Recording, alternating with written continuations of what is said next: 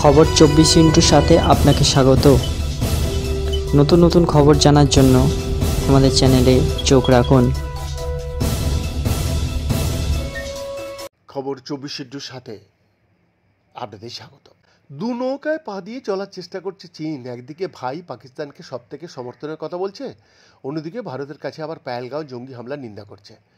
ভারত পাকিস্তানের সংঘর্ষ বিরতি এবং তার ঘণ্টাখানেক বাদী পাকিস্তানে তা লঙ্ঘন করার পর ময়দানে চীনা বিদেশমন্ত্রী ওয়াং ই, ভারতের জাতীয় নিরাপত্তা উপদেষ্টা অজিত দোভাল এবং পাকিস্তানের উপপ্রধানমন্ত্রী ইশাক দারের সঙ্গে ফোনে কথা বলেছেন।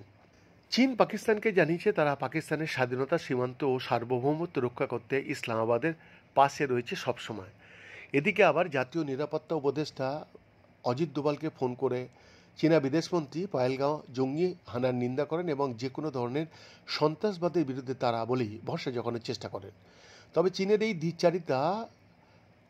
দ্বিচারিতার সামনে মাথা নত করেনি ভারত। অজিত দোভাল সাফ করে দিয়েছেন ভারত যুদ্ধ করতে চায় না, যুদ্ধ কারোর স্বার্থেই ভালো নয়।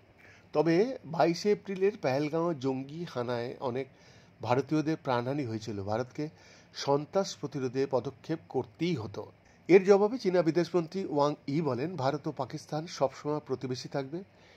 আলোচনার মাধ্যমেই সংঘর্ষ বিরতি কার্যকর করতে চীন সবসময় পাশে আছে।